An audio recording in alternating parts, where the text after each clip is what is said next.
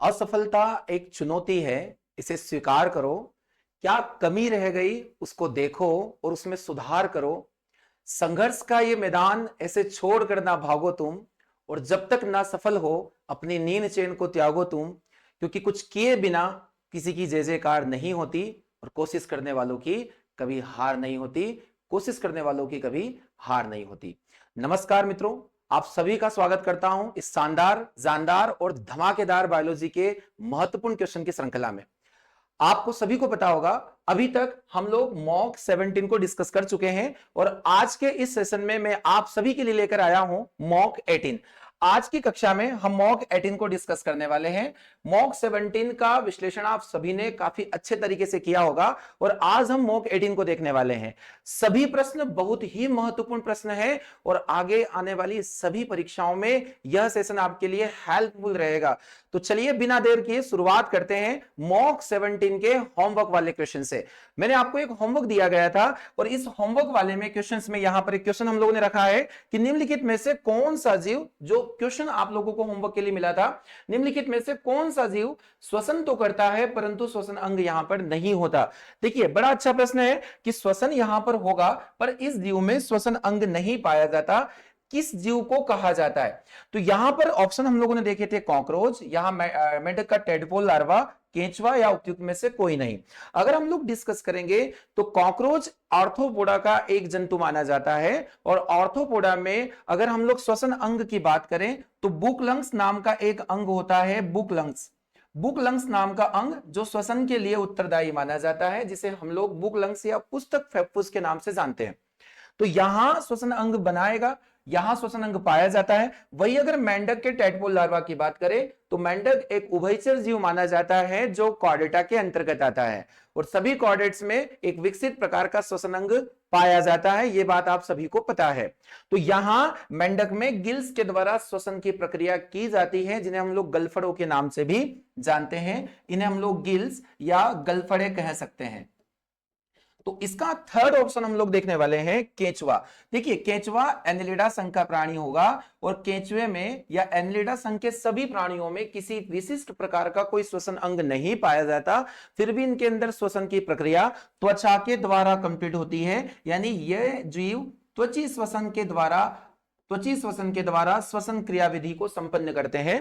त्वची श्वसन यानी एपिडर्मल या डर्मल रेस्पिरेशन के नाम से इसको हम लोग जानते हैं। तो इस प्रश्न का आप सभी विद्यार्थियों ने सही जवाब कमेंट बॉक्स में दिया था। इसका सही जवाब होने वाला है केंचुआ, ऑप्शन नंबर सी, जिसके अंदर त्वची श्वसन पाया जाता है। यहां एक महत्वपूर्ण फैक्ट हमारा निकल कर आएगा कि कॉकरोच में बुकलंग्स या फिर जितने भी आर्थ्रोपोडा होते हैं उनके अंदर, आर्थ्रोपोडियन के अंदर श्वसन अंग के रूप में बुकलंग्स पाया जाता है। तो चलिए इस महत्वपूर्ण सेशन मॉक 18 की शुरुआत करते हैं पहले प्रश्न के साथ में। इसका पहला प्रश्न हम लोग देखने वाले हैं। इस सेशन का पहला प्रश्न है, यहां पर दिया गया है कि which of the following is a smallest organism. यहां पर जो नेम दिए गए उनमें सबसे छोटा जीव हमें पहचानना है कि इनमें से कौन सबसे छोटा जीव है। आपके ऑप्शन है विषाणु, जीवाणु, ईस्ट, और यहां पर दिया गया है माइकोप्लाज्मा। आप इसे हिंदी में माइकोप्लाज्मा कर लीजिएगा। यहां माइकोप्लाज्मा नामक एक जीव यहां पर दिया गया है। देखिए यहां पर अगर हम डिस्कस करें तो सबसे छोटी कोशिका, सबसे बड़ी कोशिका, सबसे लंबी कोशिका, यहां से एक प्रश्न हमेशा पूछा जाता है। तो क्वेश्चन हम यहां देखेंगे वायरस, बैक्टीरिया, ईस्ट और माइकोप्लाज्मा। यहां बैक्टीरिया ही सबसे छोटी सेल को माना जाता है, पर इसका जो सही जवाब होने वाला है वो होने वाला है माइकोप्लाज्मा। इस जीवाणु के अंदर माइकोप्लाज्मा एक प्रकार का बैक्टीरिया माना जाता है, और यह बैक्टीरिया विश्व की सबसे छोटी कोशिका माइकोप्लाज्मा के अंतर्गत पाई जाती है, या माइकोप्लाज्मा में पाई जाती है। यह एक प्रकार का जीवाणु होता है। इस जीवाणु के बारे में महत्वपूर्ण तथ्य मैं आपको बताने वाला हूं। महत्वपूर्ण तथ्यों को हम लोग आज डिस्कस करने वाले हैं। देखिए यह एक ऐसा बैक्टीरिया होता है जिसके अंदर कोशिका भित्ति नहीं पाई जाती। आप लोगों ने पढ़ा होगा सभी बैक्टीरिया के अंदर कोशिका भित्ति पाई जाती है, सेल वॉल जिसे हम लोग कहेंगे, जो सेल को आउटर स्ट्रक्चर जिससे कवर होती है सेल। यह पेप्टिडोग्लाइकन नामक एक कार्बोहाइड्रेट से मिलकर बनी होती है, पेप्टिडोग्लाइकन।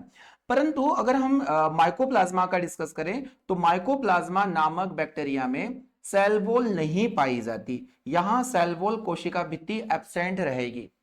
यहां सेल वॉल नहीं होगी, फिर यहां पाई जाती है लाइपोप्रोटीन की बनी एक झिल्ली। लाइपोप्रोटीन की बनी एक झिल्ली यहां पर पाई जाती है। लाइपोप्रोटीन से निर्मित एक सेल मेम्ब्रेन यहां पर जो सेल के ऑर्गेनेल को कवर करने का काम करती है। अगर हम लोग डिस्कस करें कि जो माइकोप्लाज्मा होता है, इसका एक नाम और एग्जाम्स पूछ सकता है आपसे, इसे पीपीएलओ के नाम से भी जाना जाता है। यह पीपीएलओ क्या होता है, इसे हम लोग प्लूरो निमोनिया लाइक ऑर्गेनिज्म के नाम से जानते हैं। मैं एक बार और रिपीट करना चाहूंगा, pleuro pneumonia like organism. Pneumonia नाम के रोग लगभग हमारे फेफड़ों से संबंधित रोग होते हैं, माइकोप्लाज्मा भी उन्हीं से संबंधित एक बैक्टीरिया माना जाता है। तो चलिए, इस प्रश्न का सही जवाब आपको मिल गया है, ऑप्शन नंबर डी, माइकोप्लाज्मा, जो सबसे छोटी कोशिका मानी जाती है। सबसे बड़ी कोशिका में शुतुरमुर्ग का अंडा, ऑस्ट्रिच एग को हम लोग सम्मिलित करते हैं। वही सबसे लंबी कोशिका तंत्रिका कोशिका को माना जाता है नर्व सेल। तंत्रिका कोशिका सबसे लंबी कोशिका मानी जाती है। और सबसे अगर हम लोग देखें, सबसे बड़ी कोशिका किसकी होगी, शुतुरमुर्ग का अंडा। अपने नोट्स में आप इन सभी बातों को आप राइट करते चलें, ताकि आने वाले एग्जाम्स आप अच्छे से टारगेट कर पाए। तो क्वेश्चन नंबर फर्स्ट का आंसर होना है ऑप्शन नंबर डी। तो आज के सेशन को आगे बढ़ाते हुए क्वेश्चन नंबर 2 की ओर हम लोग बढ़ेंगे। क्वेश्चन नंबर 2 हमारे सामने है, किसके उत्पादन में ईस्ट का प्रयोग किया जाता है। देखिए, काफी अच्छा क्वेश्चन आया है कि ईस्ट यहां पर क्या होता है। आप सभी लोग ईस्ट के बारे में जानते होंगे। ईस्ट यहां पर होता है एक प्रकार का कवक। ईस्ट एक प्रकार का कवक है जिसे हम लोग फंगस के नाम से जानते हैं, है ना। फंगस का अध्ययन होता है mycology.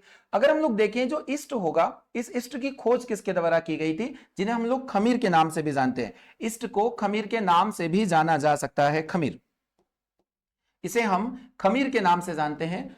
Antony von Leeuwenhoek, Antony von Leeuwenhoek के द्वारा ईस्ट को खोजा गया था। ल्यूवेनहॉक एक ऐसे महान वैज्ञानिक माने जाते हैं जिनके नाम से बायोलॉजी में काफी उपलब्धियों को हम लोग देखने वाले हैं आगे।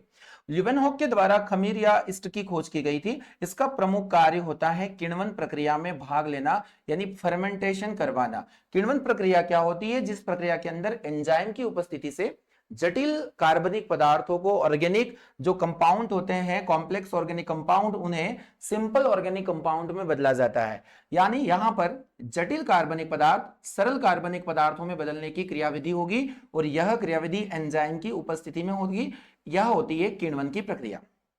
इसी किण्वन के द्वारा मैं आपको बताना चाहूंगा कि यहां पूछा जाता है कि ईस्ट का उत्पादन यहां पर किसके द्वारा किया जाएगा। अगर हम शराब उद्योग की बात करें, जहां पर वाइन को बनाया जाता है, तो शराब उद्योग में बहुत सारी शराब जिन्हें हम अनाज से प्राप्त करते हैं।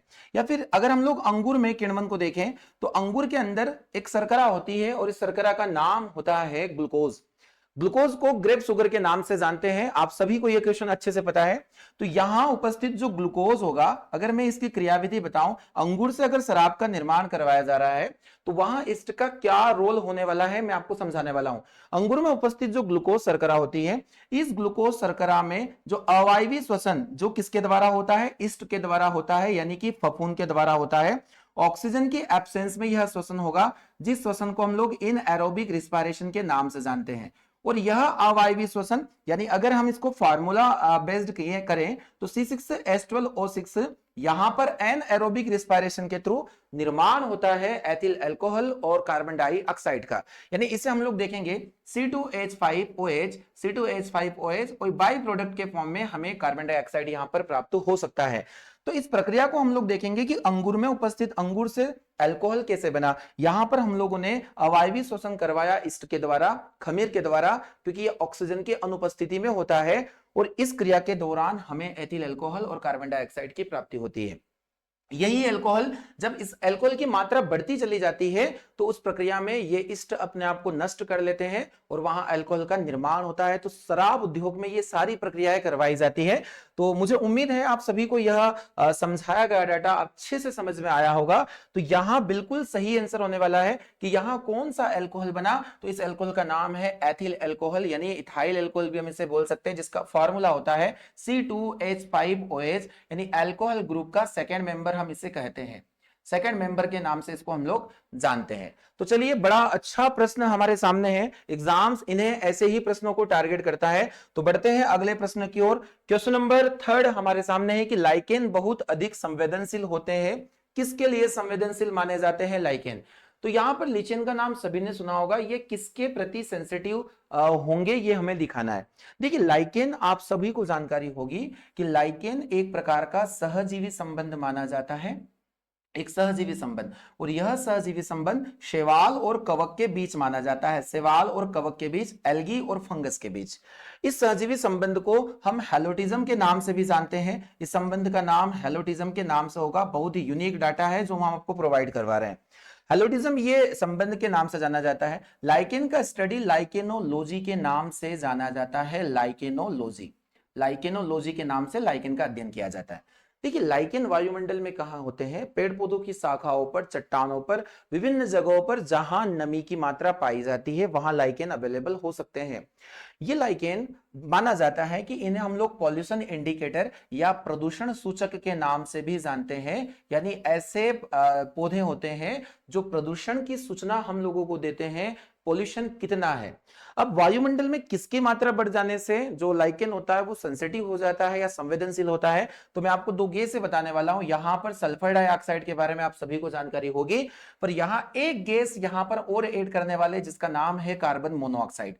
कार्बन मोनोऑक्साइड, हम यहां पर ऑप्शन देख लेते हैं। ऑप्शन नंबर ए यानी ओनली CO2 दिया है, यह हमारा रॉन्ग आंसर होने वाला है।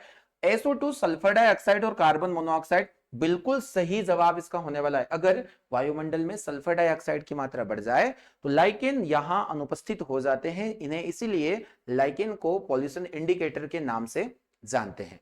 लाइकेन, आपसे छोटा सा प्रश्न मेरा रहेगा यहां पर, कमेंट बॉक्स में इसका जवाब आपको देना है मुझे कि लाइकेन प्लांट क्लासिफिकेशन में पादप वर्गीकरण में किस कुल से बिलोंग करता है, यह किस समूह का पौधा माना जाता है? तो चलिए बढ़ते हैं अगले प्रश्न की ओर। अगला क्वेश्चन है क्वेश्चन नंबर 4। क्वेश्चन है, अधिकांश शैवाल में संग्रहित भोज्य पदार्थ क्या होते हैं? फूड स्टोरेज शैवाल किस फॉर्म में करते हैं? देखो, फूड स्टोरेज से लेकर काफी एक बार एग्जाम्स क्वेश्चन पूछता है। अगर हम लोग देखें कि सभी जंतु भोजन को संग्रह किस रूप में करेंगे, तो यहां आंसर होने वाला है ग्लाइकोजन। और यह ग्लाइकोजन हमारी मांसपेशियों में और यकृत में स्टोर होता है। लिवर यहां पर मोस्ट इंपोर्टेंट है। लिवर का प्रमुख कार्य होता है ग्लूकोज को ग्लाइकोजन में कन्वर्ट करना। आगे हम लोग डिस्कस करेंगे। अगर हम पौधों की बात करें कि प्लांट में फूड स्टोरेज किस फॉर्म में होगा, तो प्लांट में फूड स्टोरेज होता है स्टार्च के फॉर्म में, जिसे हम लोग मंड के नाम से भी जानते हैं। यह एक प्रकार का पॉलीसेकेराइड शर्करा माना जाता है।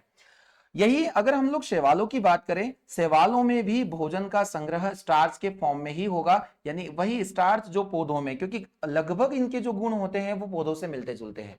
शैवाल एक प्राइमरी लेवल के प्लांट ही माने जाते हैं जो नॉन डिफरेंशिएट बॉडी अपने अंदर रखते हैं। थैलस स्ट्रक्चर इनका होता है, क्योंकि जड़ कणापत्ति इनमें नहीं पाया जाता। वही अगर हम कवक को डिस्कस करें तो फंगस में जो भोज्य पदार्थ का संग्रहण होता है वह ग्लाइकोजन के रूप में होता है। तो इस बात को हमें समझना बहुत जरूरी है, क्योंकि यह क्वेश्चन एग्जाम में आ सकता है यहां से। तो यहां जो ऑप्शन दिए गए हैं इसमें पहला ऑप्शन है ग्लाइकोजन, जो हमारा बिल्कुल सही जवाब होने वाला है। क्वेश्चन नंबर 4 के लिए सही आंसर होने वाला है ग्लाइकोजन। चलिए बढ़ते हैं नेक्स्ट प्रश्न की ओर। अगला क्वेश्चन हमारे सामने है, मॉस में संवहन ऊतक बने होते हैं। काफी विद्यार्थियों को मॉस टर्म जो है पहली बार सुनने में आ रहा होगा। ये मॉस किससे संबंधित है? देखिए, पादप जगत के वर्गीकरण को जब हम बहुत अच्छे से टारगेट करते हैं तो वहां हमें दो टर्म समझने को मिलेंगे। एक होते हैं मॉस प्लांट और एक होते हैं club moss plant. Club moss plant, ये दो टाइप के प्लांट क्या होंगे मैं आपको डिस्कस करने वाला हूं। देखिए, अगर हम लोग नॉन क्रिप्टोगेम्स प्लांट की बात करें, जो जिनके अंदर फ्लावर नहीं होता है, वहां अगर हम देखें तो एक ग्रुप होता है जिसे हम लोग ब्रायोफाइटा के नाम से जानते हैं। Bryophyta plant, bryophyta plant. ये प्लांट जो होते हैं थैलोफाइटा के बाद में इनका विकास हुआ है, ब्रायोफाइटा। वही अगर क्लबमॉस की बात करें तो ब्रायोफाइटा के बाद में बनते हैं टेरिडोफाइटा।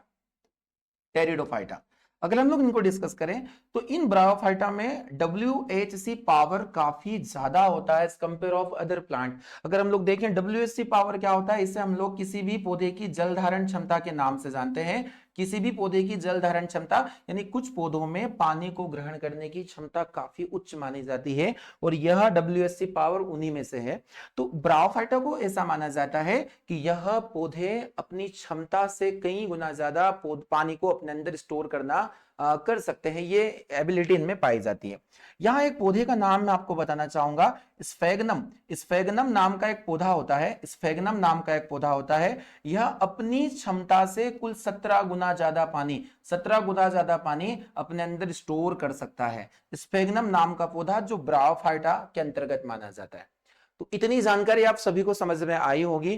काफी ज्यादा अभी कंटेंट और भी बचा हुआ है जो इनमें हम पढ़ेंगे। टॉपिक वाइज MCQ क्लासेस में लेने वाला हूं, जिसमें हम रेलवे, SSC और सभी आने वाली जिनमें बायोलॉजी पूछा जाता है मैं आपका टारगेट करवाऊंगा। हम आपके साथ खड़े हैं, केवल आपका प्यार और सपोर्ट हम लोगों को मिलता रहे। तो इस सेशन में हम काफी महत्वपूर्ण क्वेश्चन को डिस्कस कर रहे हैं। स्फेगनम हम लोगों ने डिस्कस किया, इसका सही जवाब हम लोग देखेंगे कि संवहन ऊतक किसके बने होते, ये भी यहां पर पूछा गया, मोस यानी ब्रायोफाइटा। अब यहां पर जड़तना पत्ती नहीं होती, यहां एक ऊतक पाया जाता है, इस ऊतक का नाम है पैरेन्काइमा नाम का ऊतक, यानी इसे हम लोग मृदु ऊतक के नाम से जानते हैं। यह एक सिंपल परमानेंट टिश्यू होता है, इसी के द्वारा जल का संवहन यहां पर होगा। इस प्रश्न का सही जवाब होने वाला है ऑप्शन नंबर ए, यानी मृदु ऊतक। चलिए इसी के साथ बढ़ते हैं नेक्स्ट प्रश्न की ओर। क्वेश्चन नंबर 6 हमारे सामने है, केसर किससे प्राप्त किया जाता है। केसर के बारे में क्वेश्चन है। सेफ्रॉन यहां पर किससे ऑब्टेन करेंगे, सेफ्रॉन। सभी को इस क्वेश्चन के बारे में पता होगा कि जो केसर होता है वो पौधों के किस भाग से, जैसे पूछा जाता है कि लौंग पौधे के किस भाग से प्राप्त किया जाता है, वही केसर किस भाग से प्राप्त किया जाता है। यहां पर ऑप्शन दिया है हिबिस्कस के पुंकेसर से, यानी फूल का एक भाग होता है जिसे हम लोग स्टेमन बोलते हैं, या ये नर भाग होता है पुंकेसर, नर भाग, पुष्प का नर भाग। अगर हम लोग यहां पर देखें तो क्रोकस प्लांट के वर्तिकाग्र, स्टिग्मा और स्टाइल, यहां पर दो प्लांट दिए हैं। क्रोकस नाम का एक पौधा होता है जिसके वर्तिकाग्र से यह किया जाता है। तो इस प्रश्न का बिल्कुल सही जवाब होने वाला है ऑप्शन नंबर बी। मैं यहां पर ऑप्शन नंबर बी बिल्कुल करेक्ट आंसर बताने वाला हूं। क्रोकस पादप के वर्तिकाग्र वर्तिका से इसको ग्रहण किया जाता है। तो इस प्रश्न का सही जवाब आपको कमेंट बॉक्स में लिख कर देना है कि लौंग पौधे के किस भाग से प्राप्त होता है या क्या होता है। तो चलिए बढ़ते हैं नेक्स्ट प्रश्न की ओर। अगला क्वेश्चन है कि फ्लोएम द्वारा खाद्य पदार्थ मुख्यतः स्थानांतरित होता है, यानी जब पौधों के अंदर जो भोजन स्थानांतरित होता है वह फ्लोएम द्वारा होता है, वही जड़ से जाइलम द्वारा जल और खनिज लवणों को ऊपर तक लाया जाता है। तो यहां किस रूप में यह स्थानांतरित होगा, तो इसका सही जवाब होने वाला है सुक्रोज के रूप में। मैं आपसे भी डिस्कस कर चुका हूं कि पौधे अपना खाना स्टोर करते हैं स्टार्च के फॉर्म में, वही अगर हम लोग डिस्कस करेंगे बनाएंगे ग्लूकोज के फॉर्म में, और वही अगर संवहन की बात आती है तो सुक्रोज के फॉर्म में। ये सुक्रोज क्या होता है, तो मैं डियर बताना चाहूंगा आप लोगों को कि सुक्रोज जो होता है यह दो मोनोसैकेराइड शर्करा से मिलकर बना होता है, और इनके नाम हो जाएंगे, सुक्रोज बना होता है ग्लूकोज प्लस फ्रक्टोज से, वह शर्करा जो फलों में पाई जाती है। तो ग्लूकोज प्लस फ्रक्टोज का मिश्रण बनाएगा सुक्रोज, यह एक प्रकार की डाइसैकेराइड शर्करा। इसका सही जवाब हो जाएगा ऑप्शन नंबर सी होने वाला है। बढ़ते हैं नेक्स्ट प्रश्न की ओर। अगला प्रश्न हम डिस्कस करने वाले हैं कि यहां दिया गया है अनवांटेड प्लांट आर कॉल्ड। क्या अनवांटेड प्लांट होते हैं जो मुख्य फसलों के साथ उग जाते हैं, जिन्हें अवांछनीय पौधे हम लोग कहते हैं, इनको हम लोग क्या कहते हैं। देखिए हम सभी ने सुना होगा कि हम लोग जब मुख्य फसलों को लगाते हैं तो इन मुख्य फसलों के साथ में जो मैन क्रॉप्स होती है हमारी, उनके साथ में कुछ अनवांटेड प्लांट भी ग्रोथ कर जाते हैं, और ये अनवांटेड प्लांट जो है अननेसेसरी होते हैं, अवांछनीय होते हैं। इन्हें क्या कहा जाता है, तो इन्हें हम लोग खरपतवार के नाम से जानते हैं, खरपतवार के नाम से जानते हैं, जिन्हें हम लोग विट्स के नाम से भी जान सकते हैं। अब खरपतवार जो होते हैं इन्हें हम लोग मुख्य फसलों से हटाने के लिए खरपतवार नाशी यानी विडीसाइड्स का प्रयोग करते हैं, जिन्हें हम लोग उन दवाइयों को विडीसाइड्स के नाम से भी जानते हैं। तो इस क्वेश्चन का सही जवाब होने वाला है खरपतवार, यानी ऑप्शन नंबर सी। चलिए क्वेश्चन नंबर 9 की ओर हम रुक करेंगे। क्वेश्चन नंबर 9 है कि वाष्पोत्सर्जन नापने का एक यंत्र क्या होता है। पौधों में पत्तियों में स्टोमेटा पाए जाते हैं, स्टोमेटा जिन्हें हम लोग रंध्र के नाम से जानते हैं, इन्हें हम लोग रंध्र भी कहते हैं, और इन्हीं रंध्रों के द्वारा पौधों में वाष्पोत्सर्जन की क्रिया होती है, जिसे हम लोग ट्रांसपिरेशन के नाम से जानते हैं। जब पौधों के अंदर लिया गया जो पानी है उसका एक्स्ट्रा अमाउंट जब पौधों के बाहर करना हो तो उन्हें स्टोमेटा या रंध्रों के द्वारा किया जाता है।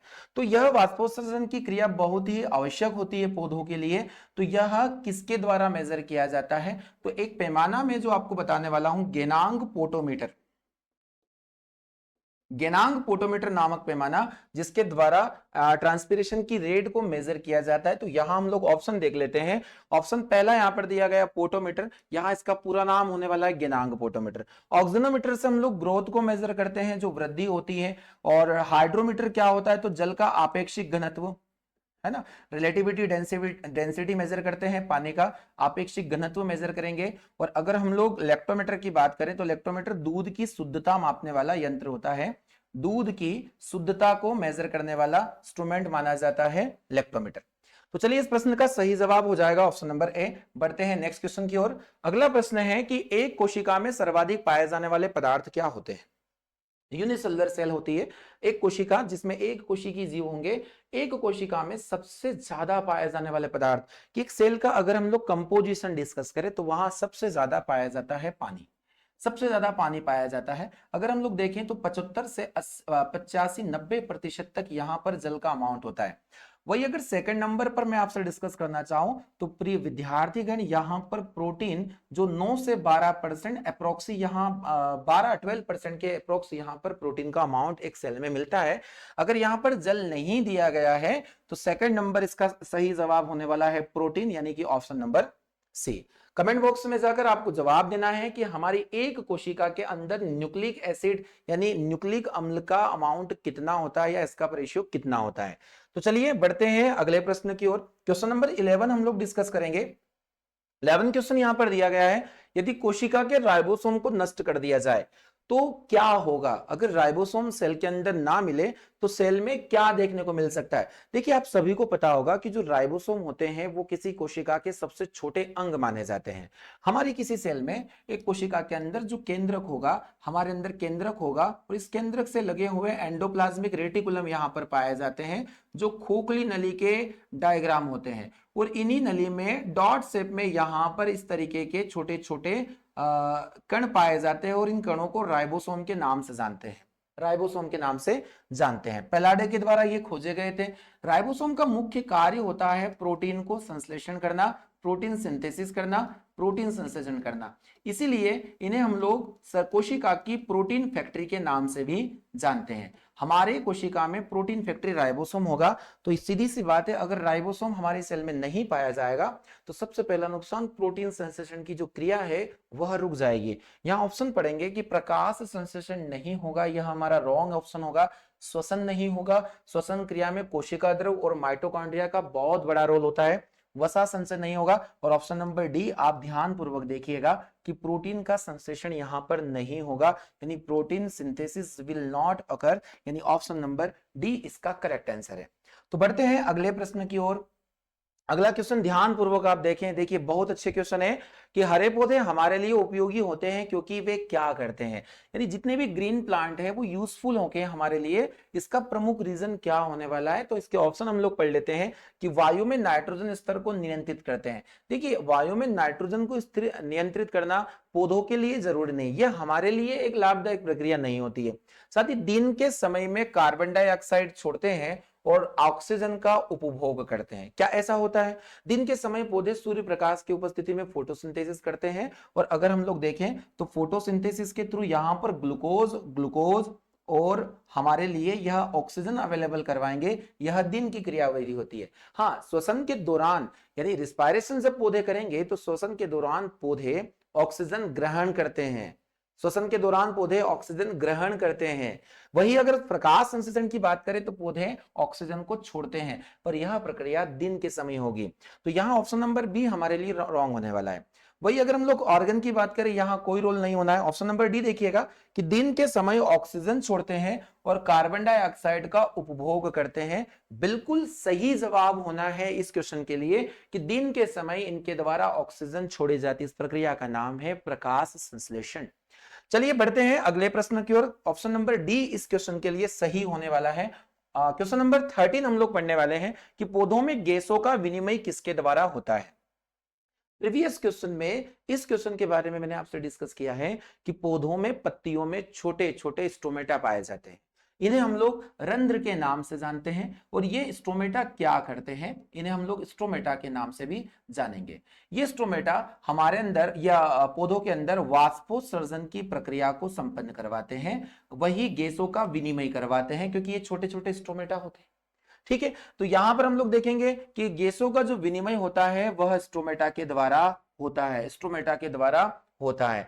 मेरा एक यहां से एक प्रश्न आप सभी से रहने वाला है और काफी महत्वपूर्ण प्रश्न है, एग्जाम में आने की संभावना बनती है कि पौधों में रक्षी कोशिका, पौधों में रक्षी कोशिका कहां पाई जाती है, पौधों में रक्षी कोशिका कहां पाई जाती है। वेरी वेरी इंपॉर्टेंट क्वेश्चन है, जिसे हम लोग गार्ड सेल के नाम से भी जानते हैं कि प्लांट में गार्ड सेल कहां उपस्थित होगी। कमेंट बॉक्स में आप सभी को इसका जवाब देना है। चलिए बढ़ते हैं नेक्स्ट प्रश्न की ओर। इसका सही जवाब होगा ऑप्शन नंबर ए। क्वेश्चन 14 है कि परागण के लिए निम्नलिखित में से कौन सा तत्व जरूरी नहीं है। परागण क्या होता है, परागण पौधों में पुष्प में होने वाली एक क्रिया होती है, जिससे पुष्प के जो पोलेन ग्रेन होते हैं वो वर्तिकाग्र या स्टिग्मा पर जाकर गिरते हैं। तो इस पूरी प्रक्रिया को हम लोग परागण के नाम से जानते हैं पौधों में। तो परागण के लिए जब क्रॉस पोलिनेशन होता है, जिसे हम लोग पर परागण के नाम से जानते हैं, इस पर परागण की प्रक्रिया में कई प्रकार के मीडियम नीडेड होते हैं, जिन्हें हम लोग माध्यम, इस माध्यम में हवा, जल या फिर कोई कीट, यहाँ कोई भी जंतु उपस्थित हो सकता है। इनके द्वारा जब परागकण एक पुष्प से दूसरे पुष्प पर पहुंचते हैं, उस क्रिया को हम लोग क्रॉस पॉलिनेशन के नाम से जानते हैं। तो यहां हम पढ़ने वाले हैं हवा यहां पर जरूरी है, क्योंकि इसे हम लोग कहते हैं, इसके द्वारा होने वाले परागण को एनिमोफिली के नाम से जानते हैं। एनिमोफिली वायु परागण के नाम से होता है। वही अगर परागण की प्रक्रिया पानी में हो रही है तो इसे हम लोग हाइड्रोफिली के नाम से जानते हैं, हाइड्रोफिली। वही अगर आग की बात करें तो आग का यहां पर किसी प्रकार का कोई रोल नहीं होता। और अगर हम लोग एक कोट की बात करें तो ये कीट होगा, कीट। और ये कीट जो होगा यहां पर एंटेमोफिली के नाम से जाना जाता है, कि कीटों का रोल भी परागण के लिए होना है। तो सही ऑप्शन इसका आग होगा, कि यह एक एसेंशियल एलिमेंट नहीं माना जाता टू पॉलिनेशन। चलिए बढ़ते हैं नेक्स्ट प्रश्न की ओर। अगला क्वेश्चन आप लोग देख पा रहे हैं, क्वेश्चन नंबर 15 है, काफी महत्वपूर्ण क्वेश्चन है। ये लिस्ट 1 लिस्ट 2 वाले क्वेश्चन आज के एग्जाम्स के काफी महत्वपूर्ण क्वेश्चन माने जाते हैं। सभी एग्जाम्स में ये क्वेश्चन पूछे जाते हैं। यहां पर दिया गया है कि लिस्ट 1 को लिस्ट 2 से हमें मैच करना है, कि यहां कुछ मटेरियल दिए गए, जैसे पहले नंबर पर यहां कार्बोहाइड्रेट है, एंजाइम है, हार्मोन है और प्रोटीन है। हमें मैच करना है कि इनमें से कौन एक कार्बोहाइड्रेट है। काफी महत्वपूर्ण क्वेश्चन है। तो यहां कार्बोहाइड्रेट की अगर हम बात करें तो कार्बोहाइड्रेट यहां पर पड़ जाता है, स्टार्च एक प्रकार का कार्बोहाइड्रेट है। अगर हम लोग देखें कि एंजाइम, तो यहां पर हमारा ए वाला ऑप्शन हो जाएगा। ये एंजाइम की अगर हम बात करें तो एंजाइम यहां पर पेप्सिन एक एंजाइम होता है जो हमारे आमाशय से निकलता है। हार्मोन को डिस्कस करें तो यहां हार्मोन एक प्रकार का जो गर्भाशय से निकलता है, प्रोजेस्टेरोन हार्मोन। हार्मोन यहां पर हो जाएगा हमारा सी वाला ऑप्शन। और लास्ट में एक प्रोटीन बचा, केराटिन प्रोटीन, नाखून और बालों में पाया जाने वाला प्रोटीन, यहां हो जाएगा फर्स्ट, यानी 2143। 2143 हम लोग देखेंगे, 2143, यानी यहां पर पहले का आंसर हो जाएगा हमारा स्टार्च, यानी यहां सेकंड वाला ऑप्शन आ जाएगा 2143। इस क्वेश्चन का बिल्कुल सही जवाब होने वाला है। थर्ड यानी हार्मोन का हो जाएगा हमारा फोर्थ ऑप्शन, यानी option number B correct for this. तो इस क्वेश्चन का सही जवाब हो जाएगा। काफी कंफ्यूजन बना रहता है स्टूडेंट को, तो इन प्रश्नों को सही और सटीक करने के लिए हमें इनको पढ़ना बहुत जरूरी है। देखिए क्वेश्चन है अगला 16 वाला, जब किसी पुष्प का पराग उसी पुष्प के परागकण प्रकार के वर्तिकाग्र या स्टिग्मा पर गिरता है तो यह कर दिया जाता है, तो उसे क्या कहते हैं। देखिए परागण से, यानी कि जो प्लांट है उसके उसमें रिप्रोडक्शन जब होता है पौधों में, तो वहां से ये क्वेश्चन एग्जाम में, आज के सेशन में 2 क्वेश्चन मैंने रखे हैं यहाँ पर। तो जब एक ही पुष्प के अंदर या उसी प्रजाति, मान लीजिए एक गुलाब का पौधा है, जब उस एक गुलाब के एक पुष्प से उसी गुलाब के किसी अन्य पुष्प के ऊपर वर्तिकाग्र पर जब परागकण उड़कर जाएंगे किसी माध्यम से, तो वह प्रक्रिया क्या होगी। देखिए इसे हम लोग सजात पुष्पी बोलते हैं। सजात पुष्पी यानी कि अगर गुलाब है, एक ही पुष्प के गुलाब से किसी और पुष्प के गुलाब पर अगर परागकण गए, तो यहां इस प्रक्रिया को ऑटोगेमी के नाम से जाना जाता है। ऑटोगेमी यानी कि स्वक युग्मन, यानी ऑप्शन नंबर ए इसका क्या होने जाने वाला है, बिल्कुल सही जवाब ऑटोगेमी। तो यहां बहुत ही महत्वपूर्ण क्वेश्चन पूछा गया है, ऑटोगेमी टर्म क्या होता है, जब एक ही प्रजाति के पुष्प का वर्तिकाग्र से जो परागण है वो उसी के वर्तिकाग्र पर गिर जाए। तो बढ़ते हैं नेक्स्ट प्रश्न की ओर। अगला क्वेश्चन देखेंगे इस सेशन का हम लोग। यहां पर पूछा गया है क्वेश्चन नंबर 17 है कि 1 मोल ग्लूकोज के संपूर्ण ऑक्सीकरण से कितने एटीपी अणु का निर्माण हो सकता है। 1 मोल ग्लूकोज के संपूर्ण ऑक्सीकरण से, अगर हम लोग संपूर्ण ऑक्सीकरण करवाते हैं ग्लूकोज का तो C6H12O6, और यहां अगर या ये प्रक्रिया ऑक्सीजन की प्रेजेंस में होती है, किसी भी पदार्थ का टोटल कंप्लीटेशन यानी ऑक्सीडेशन वो with the help of oxygen ही हो सकता है, क्योंकि ऑक्सीजन की उपस्थिति में ही कोई पदार्थ पूर्ण ऑक्सीकृत हो सकता है।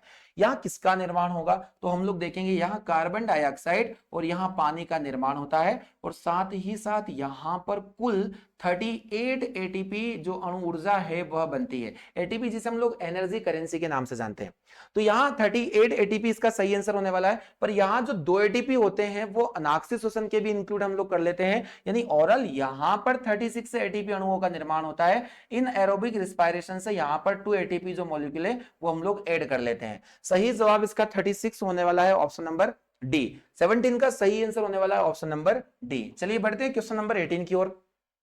इनमें से कौन एक एंटीबायोटिक दवाई है। एंटीबायोटिक दवाई जिन्हें हम लोग प्रतिजैविक दवाइयों के नाम से भी जानते हैं, जीवाणुओं के संक्रमण को रोकने के लिए प्रतिजैविक दवाइयों का काफी महत्वपूर्ण योगदान होता है। और दुनिया की पहली एंटीबायोटिक दवाई पेनिसिलिन को माना जाता है, पेनिसिलिन जिसे अलेक्जेंडर फ्लेमिंग ने 1928 में बनाया था। एक एक्सीडेंटल खोज मानी जाती है पेनिसिलिन।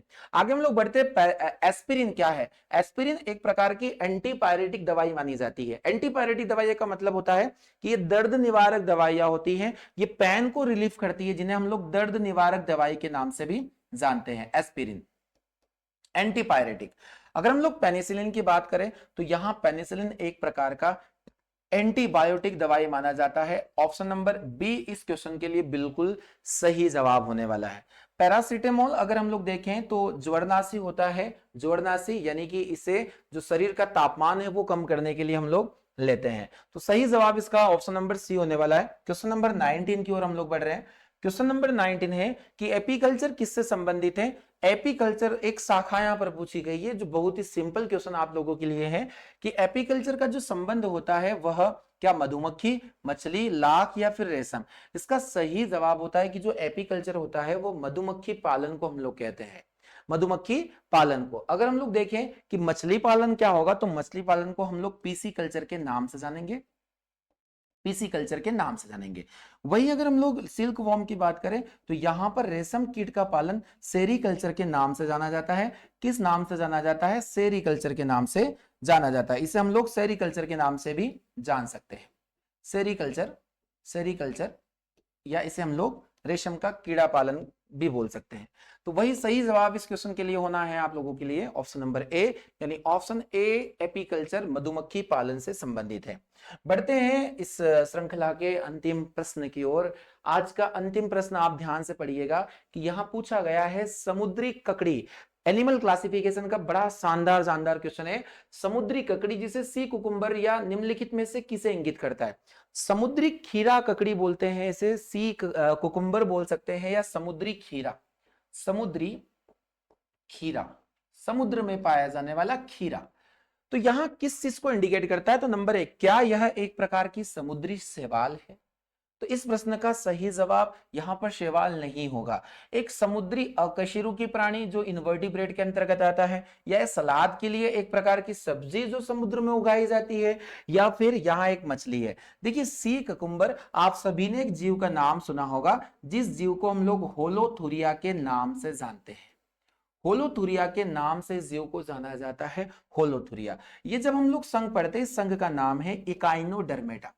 इकाइनोडर्मेटा जो फाइलम होता है एनिमल क्लासिफिकेशन में इनवर्टिब्रेट में, होलोथुरिया उसका जीव माना जाता है, जिसे हम लोग समुद्री खीरा के नाम से जानते हैं, और यह एक प्रकार का इनवर्टिब्रेट एनिमल माना जाता है। इस प्रश्न का सही जवाब हो जाएगा ऑप्शन नंबर बी।